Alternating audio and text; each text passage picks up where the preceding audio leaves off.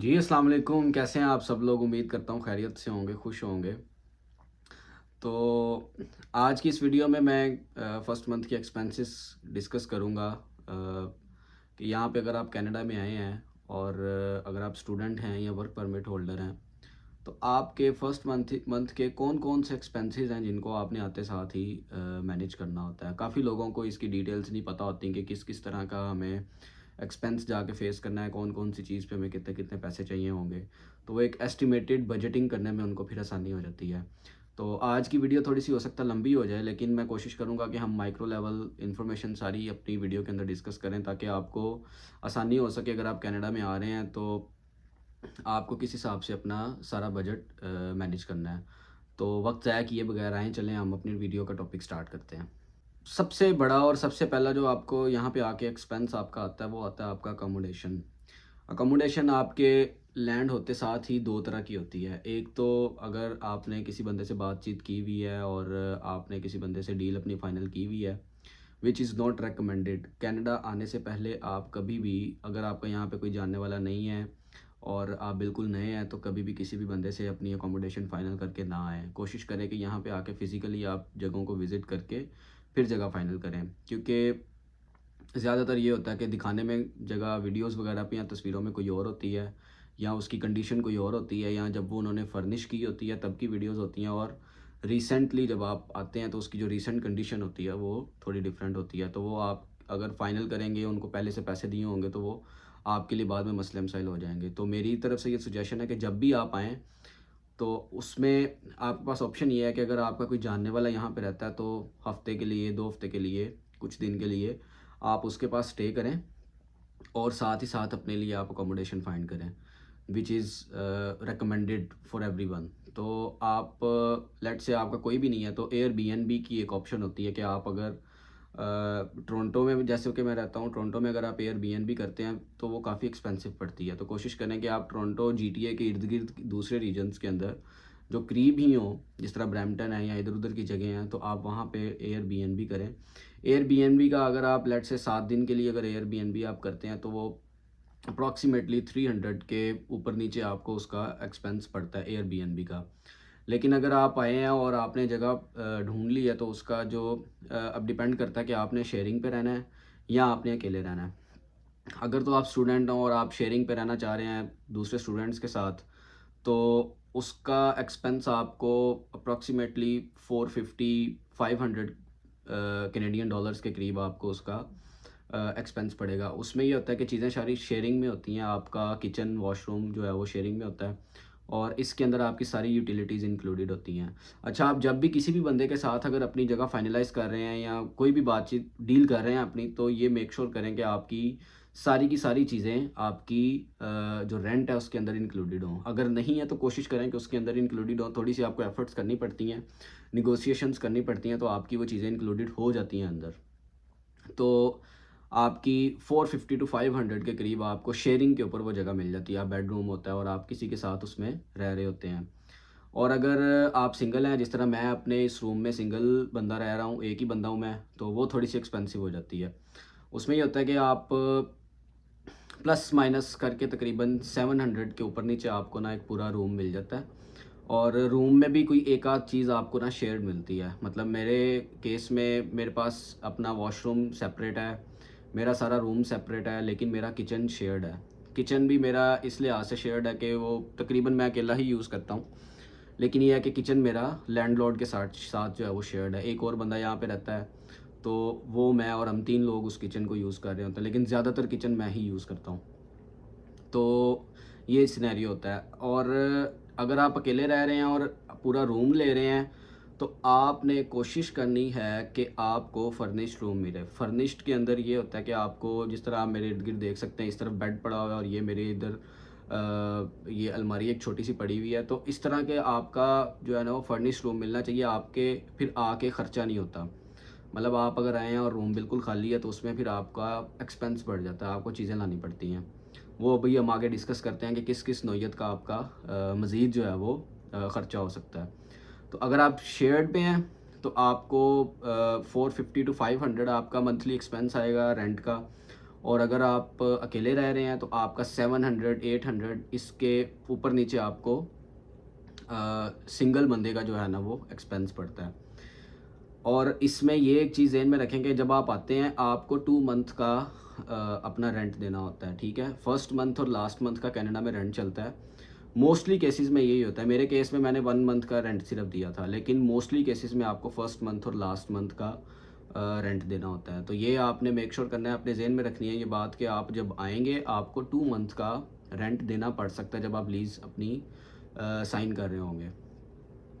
दूसरे नंबर पे आपका आता है ग्रोसरी का एक्सपेंस, ठीक है? इसमें भी आपके पास 2 ऑप्शंस होती हैं। अगर तो आप टिफ़िन सर्विस लगवाना चाहते हैं आके तो इट्स अप टू यू। अगर आपको थोड़ा खाना-शाना बनाना आता है तो आप खुद से भी आप अपना खाना पकाना कर सकते हैं।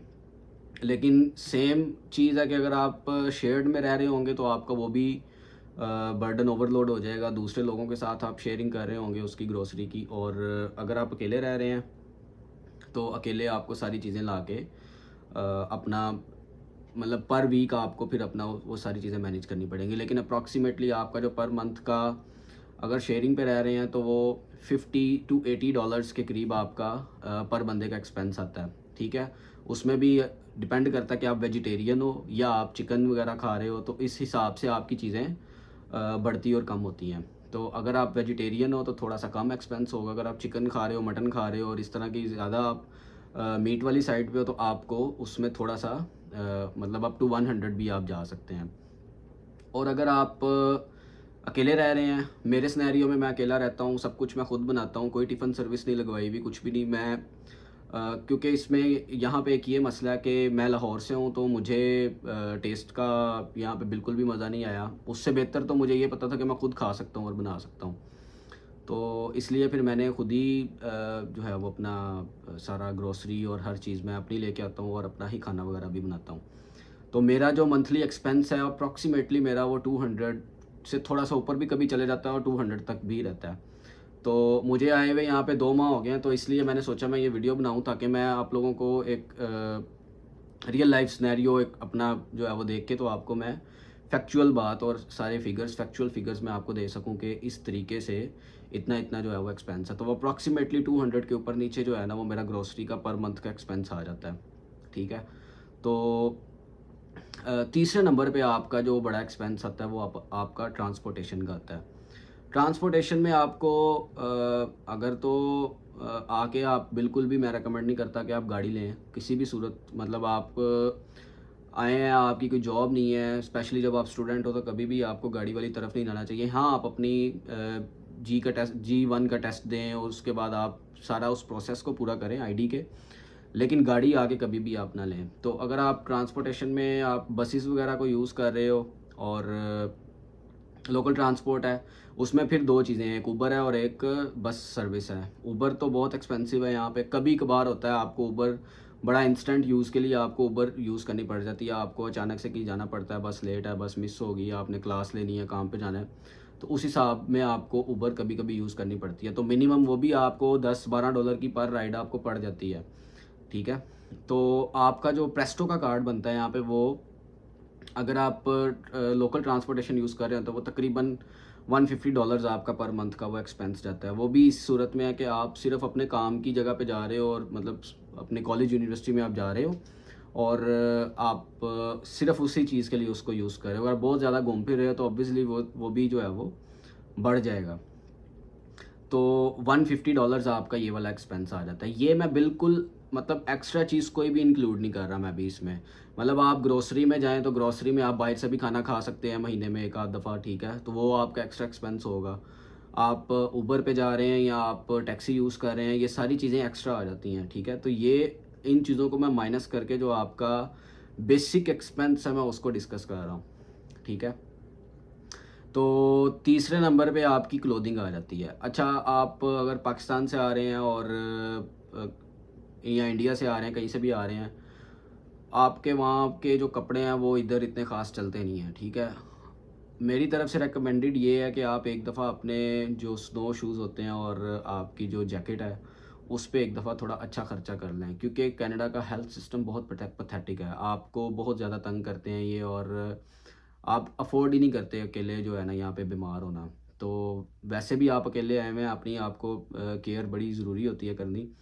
तो आपका जैकेट और जो स्नो शूज़ है ना, इनके ऊपर आपने थोड़े अच्छी चीज़ कोशिश करें कि आप ले लें, ठीक है? Depending on your money and everything, वो तो आपने खुद ही देखना है, लेकिन ये है कि कोशिश करें कि आप जो अच्छा गुज़ारा कर रही हो चीज़ वो लें। वाटरप्रूफ आपके शूज़ होने चाहिए, क्योंकि यहाँ पे जो ब्लैक स्नो होती है, जब वो जम जाती है तो उसके ऊपर वो स्किट होते हैं, तो एंटी स्किट आपने अपने वो शूज़ लेने हैं जो भी आप ले रहे होंगे, और जैकेट आपने अच्छी वाली लेनी है ताकि आपको वन टाइम वो आपकी चले और वही आपकी चलती रहनी है। तो अगर आप अगर ऐसा नहीं करेंगे तो आपके लिए आगे बहुत ज़्यादा मसले होंगे, क्योंकि यहाँ पे वेदर कभी-कभी बहुत ज़्यादा ख़राब हो जाता है, और वेदर में आपने कोशिश करनी है कि आपकी जो जैकेट होगी वो वाटरप्रूफ होनी चाहिए। ये आपने बड़ा ज़रूरी है, इस चीज़ का ख़्याल रखना है। जैकेट वाटरप्रूफ होनी चाहिए और आपके स्नो शूज़ भी वाटरप्रूफ होने चाहिए। इसके बाद आता है सेल फ़ोन का एक्सपेंस।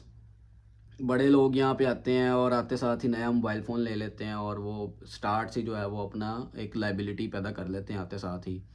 मैं तो कभी भी ये रिकमेंड नहीं करता कि आप आते साथ ही नया आईफ़ोन आया हुआ है, और स्पेशली जो सितंबर इनटेक में लोग आते हैं, आईफ़ोन की ज़्यादातर लॉन्च भी तब होती है, मोबाइल फ़ोन जो नया उसका मॉडल होता है। तो आते हैं नए-नए बच्चे और वो अच्छे-अच्छे पैकेजेस आ रहे होते हैं, और वो उनको जो है ना वो सेल्स वाले बंदे उनको घेर लेते हैं और वो सेल फ़ोन उनको सेल कर रहे होते हैं। तो मैं कभी भी ये रिकमेंड नहीं करता। यहाँ पे बड़े बच्चे हैं, स्टूडेंट्स, इन्होंने सेल फ़ोन लिए हुए हैं और वो मंथली अपना $100 $150 जो है ना वो उसका दे रहे हैं। वो एक फ़िज़ूल का उनका एक्सपेंस है। आप जब तक आके एक अच्छे अपना स्टेबिलिटी की फ़ेज़ में नहीं आते, कभी भी आपको अपने एक्स्ट्रा एक्सपेंसेस को नहीं बढ़ाना चाहिए, ठीक है?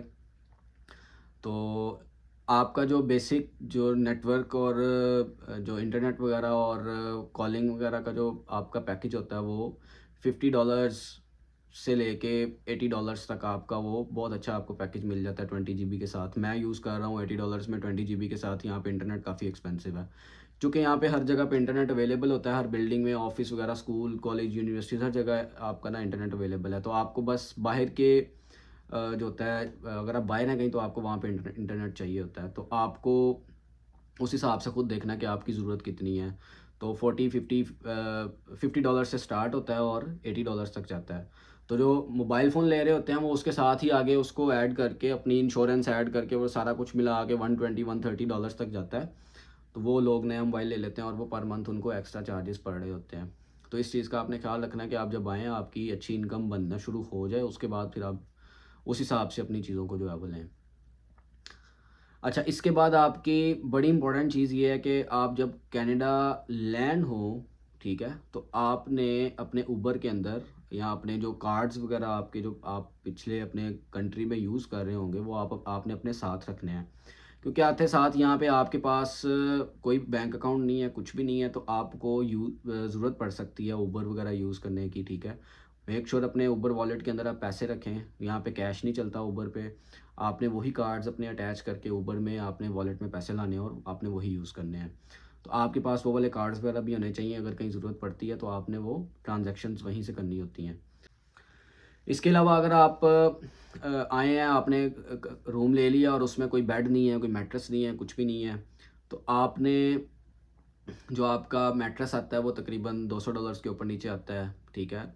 और आपका बेड भी तकरीबन इतने का ही आता है। तो आपने ये वैसे वन टाइम इन्वेस्टमेंट ही होती है। आप कहीं रह रहे हैं और मैट्रेस वगैरह आपने वो अगर नहीं है, कोशिश करें कि साथ ही हो, अगर नहीं है तो आप किसी का तो यूज़ करने को दिल नहीं करता, वो तो आपने अपना ही लेना होता है।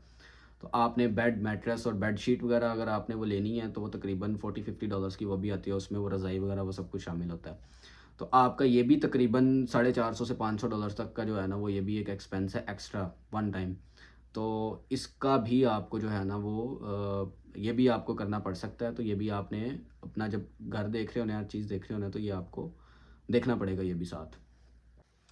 जो लोग शेयरिंग में रह रहे होते हैं उनको तो इतना ज़्यादा बर्तन वगैरह और इस तरह की जो किचन का सामान होता है उसकी थोड़ा बहुत गुजारा हो जाता है, लेकिन जो बंदा अकेला होता है, जिस तरह मैं अकेला रह रहा हूँ, तो मुझे आके हर चीज़, ईच एंड एवरीथिंग मैंने किचन की खुद परचेज़ की थी, ठीक है? उसमें हर चीज़ जो भी मेरी ज़रूरत की बेसिक चीज़ है वो मैं अपनी खुद परचेज़ करके लाया था।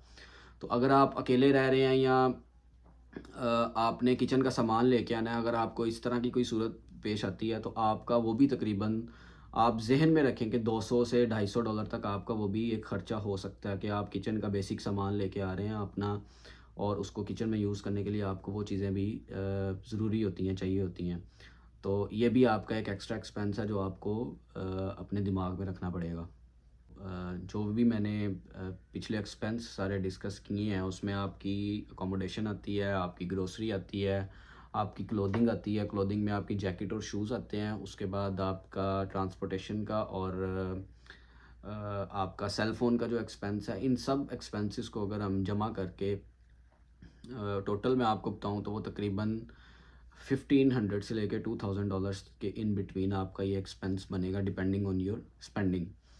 तो अगर आप स्टूडेंट हैं तो आपको जीसी अकाउंट से भी पैसे मिलते हैं, ठीक है। देखें, यही पर्पस होता है कैनेडियन गवर्नमेंट का भी कि अगर स्टूडेंट्स आ रहे हैं तो उस हिसाब से उनको पर मंथ मेरे ख्याल $600 मिलते हैं, ताकि वो अपने एक्सपेंसेस को मैनेज कर सकें। और जो वर्क परमिट होल्डर आ रहे हैं वो कुछ भी साथ नहीं लेके आते, उनको इस चीज़ को दिमाग में रखना पड़ेगा कि इस हिसाब से एक्सपेंस है।